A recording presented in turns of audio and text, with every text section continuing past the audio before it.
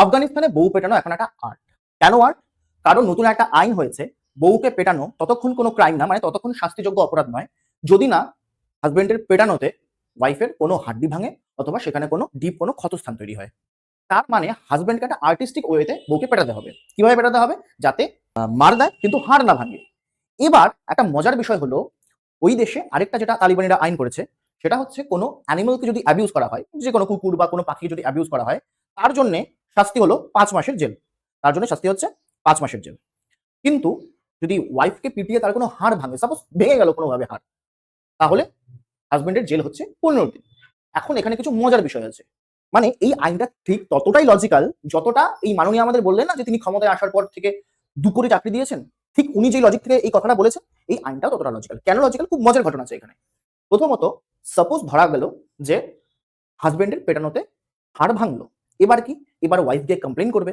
কিন্তু আফগানিস্তানের নিয়ম হচ্ছে, মানে তালিবানি নিয়ম হচ্ছে, ওয়াইফ কোনো পুরুষ সঙ্গী ছাড়া কোনো কমপ্লেইন করতে পারবে না, কোর্টে যেতে পারবে না বা কোনো আইনি সহায়তা নিতে পারবে না। একজন পুরুষ সঙ্গী যাই। এবার পুরুষ সঙ্গী মানে কে? তার হাসব্যান্ড। এখন হাসব্যান্ড নিজে পিটিয়েছে, সে তো আর যাবে না। রইল কে? তার শ্বশুরবাড়ির লোকজন। শ্বশুরবাড়ির লোকজন নিজের বাড়ির লোকের এগেইনস্টে কি থোড়ি যাবে? আচ্ছা, তাহলে এবার বেঁচে কে রইল?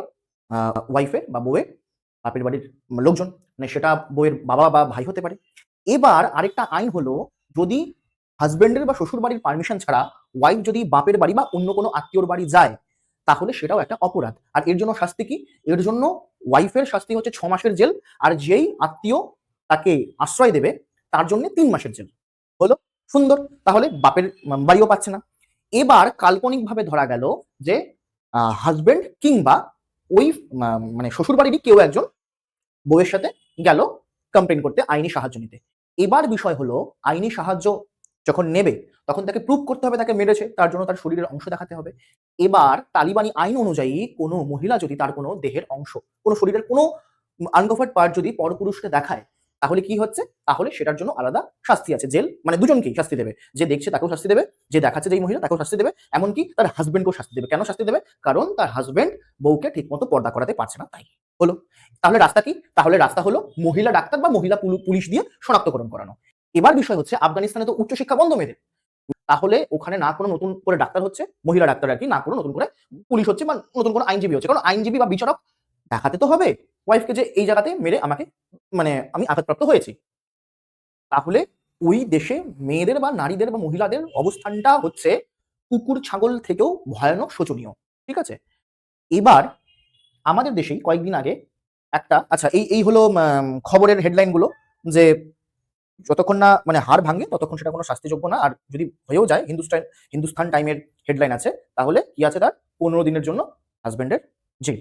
এবার এবার নতুন এই কয়েকটা দিন হলো একটা মানে কেস হয়েছিল যে ওয়াইফ কোনো কাজ করে না, তার জন্য হাসব্যান্ডকে কেস করেছে। তখন সুপ্রিম কোর্টের জাজ একটা সুন্দর কথা বলেছেন যে, তুমি কোনো কাজের লোককে বিয়ে করোনি, ঠিক আছে? কাজের মহিলাকে বিয়ে করোনি, তোমারও ঘরের কাজ করার মানে একইভাবে সমানভাবে ভাগ করে নেওয়া উচিত। এই ধরনের একটা রায়দান দিয়েছে। মানে আমি বলতে চাইছি, আমাদের দেশে নারীদের অবস্থানটা অনেকটাই এগিয়ে এসছে।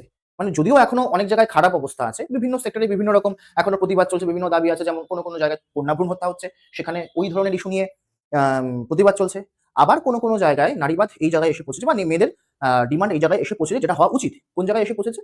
যে যখন কোনো হাসব্যান্ড বলে, আমি আমার ওয়াইফকে বাইরে কাজ করার বা চাকরি করার পারমিশন দেই, বা যেকোনো পোশাক-আশাক পরার পারমিশন দেই, তখন এই কথা তোলা হয় যে তুমি পারমিশন দেওয়ার কে? তার নিজের ইচ্ছে। আমি জাস্ট বোঝাতে চাইছি যে মেয়েদের অধিকারটা এই জায়গাতে এসেছে। এটা হওয়া উচিত।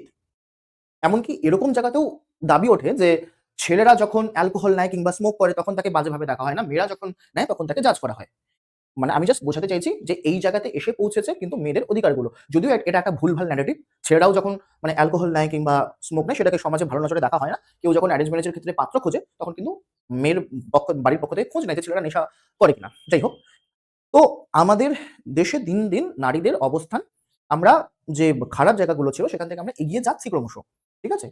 কিন্তু আমাদেরই প্রতিবেশী দেশ, সেখানে আফগানিস্তানে এতটা ভয়ানক আমরা হয়তো কল্পনাও করতে পারছি না। আমরা হয়তো শুনলাম, মানে সেটা হয়তো আমাদেরকে ট্রিগারও করতে পারছি না। একবার যদি নিজেকে ওই জায়গা রেখে দেখি, ওই জায়গাতে ভয়ানক কিন্তু অবস্থাটা। মানে আরেকটা কয়েকদিন আগে আফগানিস্তানের একটা মানে আমি পড়ছিলাম, একজন ওয়াইফ গিয়ে বিচারকের কাছে কমপ্লেইন করেছে যে হাসব্যান্ড তাকে পেটায়। তখন বিচারক বলেছেন যে, "হাসব্যান্ডের ওই পেটানোতে তুমি তো খুন হবে না, জাস্ট একটু ব্যথাই পাবে।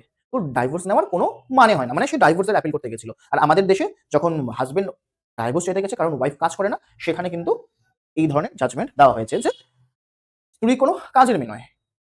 খুব ভয়ানক অবস্থা চলছে আফগানিস্তানে। আমরা আশা করব এই অবস্থা যাতে চেঞ্জ হয়। সেখানে নারীরা যাতে একত্র হয়ে প্রোটেস্ট করে। কারণ ওখানে নারীদের একসাথে প্রোটেস্ট করাটাও নিষিদ্ধ। অনেক কিছু নিষিদ্ধ, কিন্তু রেভলিউশন দরকার। রেভলিউশন মানে যদি আওয়াজ না তোলে কোনোদিনও চেঞ্জ হবে না। এই ভয় থেকে বেরিয়ে একটা রেভলিউশন হতে হবে। সেখানে অনেক লোকের রক্ত ঝরবে, কিন্তু এটা না হলে চেঞ্জেস হবে না।